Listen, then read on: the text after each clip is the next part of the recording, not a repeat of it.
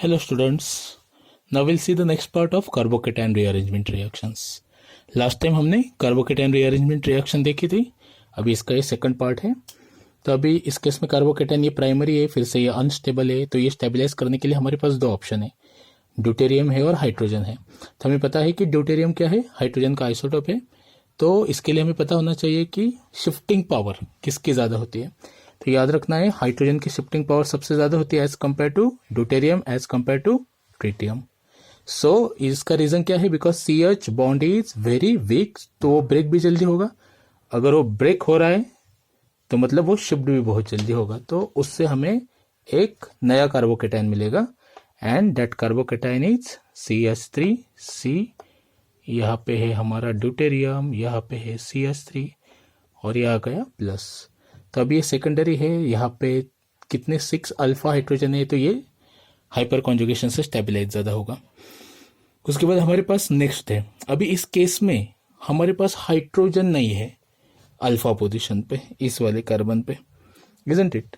तो अभी इस केस में हम क्या कर सकते हैं, if we don't have a choice, now in that case what will you do, we will do the shifting of methyl group here. अब ये मिथाइल ग्रुप क्यों शिफ्ट हो रहा है, because we don't have alpha hydrogen, so will get a new structure that is CH3C, CH3, CH2, CH3। अब ये primary वाला था, ये रीअरेंज होके कौन सा आ गया, टर्चरी वाला आ गया, जो कि बहुत ज़्यादा स्टेबल है। इसको बोलते हैं हम 1-2 अल्काइल शिफ्ट। क्या बोलते हैं इसको, 1-2 अल्काइल शिफ्ट। तो आपको याद रखना है, अगर अल्फा पोजीशन पे हाइड्रोजन है तो वो शिफ्ट होगा, अगर हाइड्रोजन नहीं है तो अगर फिनाइल होगा तो वो शिफ्ट होगा, अगर फिनाइल भी नहीं है तो जाके कौन सा शिफ्ट होगा, अल्काइल ग्रुप शिफ्ट होगा। ये चीज आपको याद रखनी है, that is the migratory aptitude we can say, और it is a shifting power. अगर हमारे पास डिफरेंट अल्काइल ग्रुप है तो शिफ्टिंग पावर कैसी होगी, याद रखना है आपको, tertiary will shift very easily as compare to secondary, as compare to primary, then methyl group will shift. So tertiary की शिफ्टिंग पावर सबसे ज्यादा, याद रखना है जितनी इलेक्ट्रॉन डेंसिटी ज्यादा है अल्काइल ग्रुप की, उतनी उसकी शिफ्टिंग पावर भी ज़्यादा होगी। अभी इस केस में देखो, ये फिर से प्राइमरी कार्बोकेटाइन है जो अनस्टेबल है। हमारे पास दो ऑप्शन है, एक तो हम मिथाइल को शिफ्ट कर सकते हैं या फिर इथाइल को, पर अभी मैंने बताया कि जिसकी इलेक्ट्रॉन रिलीजिंग पावर ज़्यादा है वो शिफ्ट जल्दी होगा। तो हमें पता है इलेक्ट्रॉन रिलीजिंग पावर किसकी ज़्यादा होती है, इथाइल की होती है, मतलब इस केस में इथाइल शिफ्ट होगा। इसके लिखेंगे हम 1-2 इथाइल शिफ्ट। अभी 1-2 इथाइल शिफ्ट होने के बाद क्या होगा, हमारे पास will get CH3C, CH3, CH2, CH3, sorry CH2, CH3। अभी इस केस में हमने इथाइल को शिफ्ट क्यों किया, इसका रीजन बताता हूँ अभी मैं। अगर हमने मिथाइल को शिफ्ट किया होता तो हमारे पास अल्फा हाइड्रोजन कितने आ जाते हैं, 2 + 3 + 2, टोटल कितने हो जाते हैं, ओनली 7। अभी इस केस में हमारे पास कितने, देखो 3 + 3 + 2, टोटल कितने हो गए, 8। मतलब वो इस कार्बोकेटाइन को बहुत ज़्यादा स्टेबलाइज कर रहे हैं, इसलिए हमें ज़्यादा सब्सटीट्यूटेड अल्काइल ग्रुप को ही शिफ्ट करना है। अभी नेक्स्ट केस में हमें क्या दिख रहा है, फिनाइल ग्रुप है, मिथाइल ग्रुप है। तो अभी यहाँ पे माइग्रेटरी एप्टीट्यूड हमने देखा कि अगर हाइड्रोजन नहीं है तो फिनाइल जाएगा, फिनाइल नहीं है तो अल्काइल जाएगा। पर अभी इस केस में हमारे पास फिनाइल है, मतलब फिनाइल शिफ्ट हो सकता है। फिनाइल शिफ्ट होने के बाद हमें क्या मिल रहा है, यहाँ पे CH3CPH, CH2PH। अभी ये जो कार्बोकेटाइन है ये तो बेंजिलिक कार्बोकेटाइन भी है, ये हाइपर कॉन्जुगेशन से स्टेबलाइज होगा क्योंकि हमारे पास 5CH अल्फा बॉन्ड है, तो ये बहुत ज़्यादा टर्चरी कार्बोकेटाइन बन रहा है और स्टेबल है। अभी इस केस में ये फिर से प्राइमरी कार्बोकेटाइन है।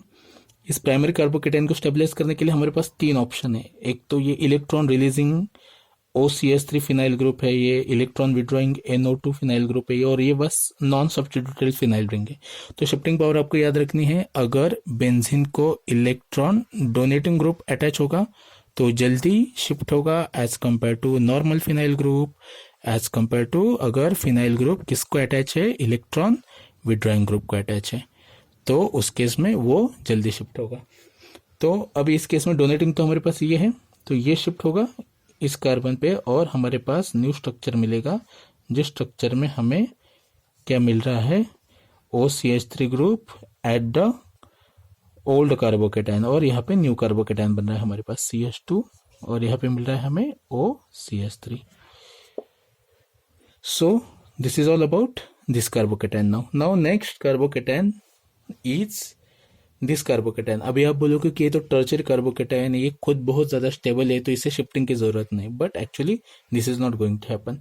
यहाँ पे एक हाइड्रोजन है, तो अभी ये अगर हाइड्रोजन हम यहाँ पे शिफ्ट कर रहे हैं तो हमें एक न्यू स्ट्रक्चर मिल रहा है, जिस स्ट्रक्चर में हमारे पास एक न्यू कार्बोकेटायन है, जिस कार्बोकेटायन को हम क्या बोलेंगे, it is stabilize by back bonding. Last time हमने देखा था कि सबसे ज़्यादा स्टेबल अगर कार्बोकेटायन होंगे तो बैक बॉन्डिंग वाले होंगे, तो इस केस में बैक बॉन्डिंग हो रही है तो ये टर्चरी से भी बहुत ज़्यादा स्टेबल है, मतलब ये टर्चरी का रीअरेंज होके इस कार्बोकेटायन में चला आएगा। अभी नेक्स्ट हमारे पास है एग्जाम्पल, ये भी अल्फा कार्बन है, ये भी अल्फा कार्बन है, इस पे भी अल्फा हाइड्रोजन है, इस पे भी अल्फा हाइड्रोजन है, पर अगर हम इसका अल्फा हाइड्रोजन यहाँ पे शिफ्ट कर रहे हैं तो ये प्राइमरी बनेगा जो अनस्टेबल है। अगर यहाँ का हाइड्रोजन हम यहाँ पे शिफ्ट कर रहे हैं तो हमें एक न्यू कार्बोकेटायन मिल रहा है, जिस केस में हमें क्या दिख रहा है, CH3C, यहाँ पे OH, यहाँ पे C, यहाँ पे CH3 और यहाँ पे H। अब ये जो वाला कार्बोकेटायन है ये भी बैक बॉन्डिंग वाला कार्बोकेटायन है, जो बैक बॉन्डिंग से बहुत ज़्यादा स्टेबल हो रहा है, तो इसलिए ये वाला कार्बोकेटायन ही बनेगा इस केस में। अब एक क्वेश्चन आपको होमवर्क के लिए है, ये वाला जो कार्बोकेटायन है, इस कार्बोकेटायन को अगर हमें स्टेबलाइज करना है तो HA और HB इसमें से कौन सा हाइड्रोजन शिफ्ट होकर यहाँ पे आएगा, और इसका आंसर आपको कमेंट बॉक्स में करना है with reason. Thank you so much guys, have a nice time, take care.